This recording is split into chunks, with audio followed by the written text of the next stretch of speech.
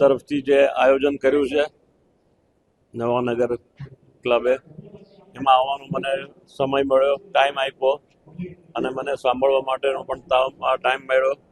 અને મને એમની પ્રવૃત્તિ જે થઈ છે અને જે આપણે અહીંયા સૌને બતાડી છે, મને લાગે છે કે બાળકોને નાનપણથી જ આપણે તૈયાર કરવા જોઈએ અને માત્ર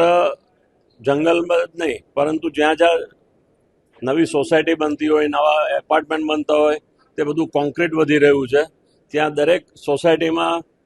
સરકારે કે કોર્પોરેશને ઝાડ નાખવાની પ્રથા લાવવી જોઈએ અને જેથી કરીને પંખીઓ આવે, બાળકો એને સમજે, એ આપણે અત્યારે અભાવ છે. એટલે જ્યાં જ્યાં આપણે અહીંયા હું જામનગરની વાત નથી કરતો, પૂરા દેશની વાત કરું છું. અને અમદાવાદમાં હોય દાખલા તરીકે ચકલી છે, અહીંયા બર્ડ છે, એ હવે ધીમે ધીમે ઓછું થતું જાય છે. આપણે પોપટ જોતા હતા પહેલાં, હવે પોપટો પણ નથી જોવા મળતા. એટલે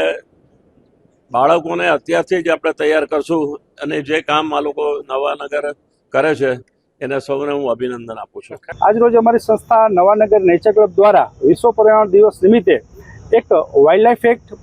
પોલ્યુશન એક્ટ અને ફોરેસ્ટ એક્ટ અંતર્ગત એક કાયદાકીય સમજણનો સેમિનાર રાખવામાં આવ્યો હતો.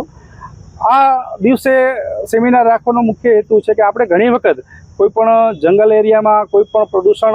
જાણતા ફેલાવતી હોય છે, એના કાયદાકીયનું પ્રજાને, અન્ય લોકોને પણ સારી રીતે એની માહિતી મળી શકે, એનો ભંગ ન થાય, આના માટે થઈને અમે એક વિશેષ પ્રકારનું એક ગુજરાતમાં કહી શકાય એવો પ્રથમ વખત અમે જામનગરમાં આ પ્રકારના સેમિનારનું આયોજન કર્યું હતું. આ સેમિનારની અંદર કાયદાકીય માહિતી આપવા માટે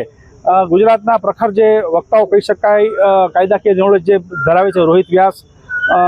એસીએ પ્રતિક જોશી, આ પ્રકારના વક્તાઓ જે છે એ તમામ લોકોને જામનગર વાસીઓ આ શિબિરની અંદર જામનગર ઉપરાંત ગુજરાતમાંથી પણ અનેક લોકો આવ્યા છે. તો આ તમામ શિબિરાર્થીઓને